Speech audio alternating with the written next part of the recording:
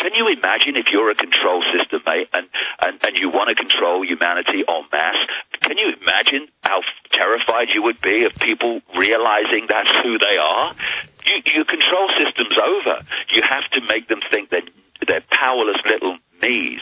And if we can move our self-identity, our observation of this reality to that level of who we are, suddenly not only do we take our power back and start to manifest what we call miracles, which are not miracles at all, they're just possibility manifesting itself because we understand now it's possible, but it also will get us through this experience in a much smoother way than it would if we get caught in I am my body and I am my name and all that stuff.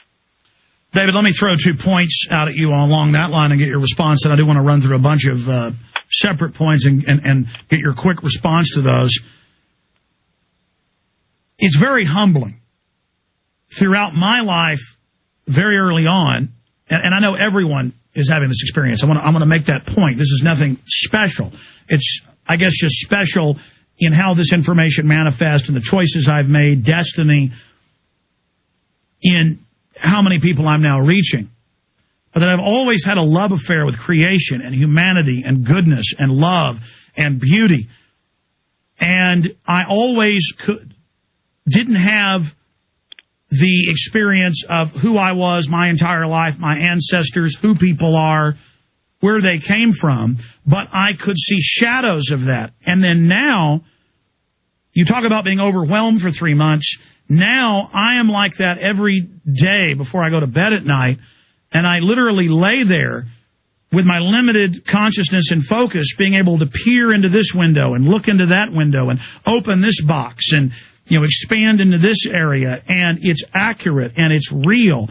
And now I look at an incredibly beautiful woman, or I look at some, hunchback, disheveled, cleaning person.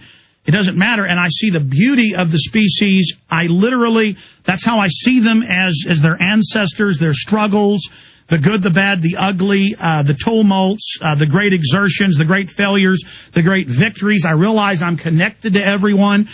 And it accelerates to a point of where I do have to struggle just to not close down shop, move to the country, and literally sit under a tree, because I'm more and more drawn to that. But then I'm also separately just as passionately drawn towards resisting the globalists and meeting them and facing them. And then I feel the strength of humanity, and then I begin to envision our destiny. And I just wish that other people could see it so that they wouldn't be destroyed and wouldn't be part of this system and wouldn't be taken over by this metastasizing counterfeit, as they admit they're using Google and the technocracy so they can play God, and predictive systems and algorithms to know what we're going to do and what our tastes are and who we are. And it's like trying to drink out of Lake Superior with a pixie straw.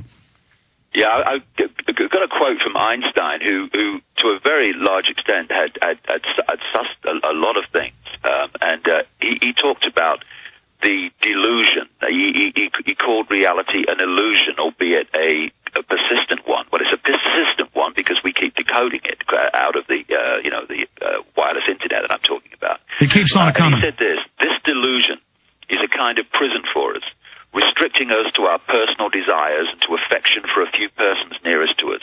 Our task must be to free ourselves from this prison by widening our circle of compassion to embrace all living creatures and the whole of nature in its beauty.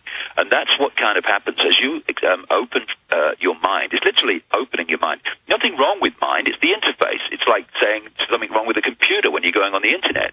But it has to take its place to serve consciousness and serve the experience and not be the governor. And as you kind of do that, you do widen your circle of compassion, because and from the people immediately around you, because you start to realize that you are the ocean. You're not just a droplet. They want us to believe we're a droplet, because then we're just a droplet. What can we do? Well, that was my point. The droplet is the ocean. Access the ocean. I mean, it's all over. And so this awakening is going to, as this control system comes down, it is literally going to transform this world into what we would call now utopia. It's not utopia, it's our natural state. You see, I use this analogy in my talks, you know, about how amazing we really are. If you got a ball in a tank of water, its natural state is floating on the top of the tank. To put it in an unnatural state, which is what this control system has done to humanity, you have to push the ball to the bottom of the tank, and you have to hold it there. You can't let go, because boom, it's in its natural state in a second. And so the vaccines, the water, the television... What they have to do is throw everything at us, including destabilizing our body computer receiver-transmitter system through the additives in food and drink. They have to program us in the way I talked about earlier, through the education system and the media. All these things they have to do to keep us in an unnatural state. That's how amazing we are. And we're going back to that state, and it's coming down. Now, a lot of the suicidal nihilists, and I had this in Endgame, the quotes, top futurists, computer developers, very wealthy people, they say that if we can't control the earth, we're going to destroy it because we have to be in control. We have to go unwilling. And we see Lenin in his poetry about how he wanted to destroy the earth and sun. They are going to attempt to destroy things. As 2016, in your view, your vision, approaches, how are they going to try to freeze us? Well, we're about to go to break. We're going to come back and look at that. Okay. Because will they be allowed to destroy the earth? Because they say they're going to kill everybody. They'll just blow the planet into 1,000 pieces if we attempt to take control of it from them, by simply no longer being under their control. And then I want to get into all this news about world government and what's happening with all these Satanists openly announcing the different things they're doing. We're going to talk about it.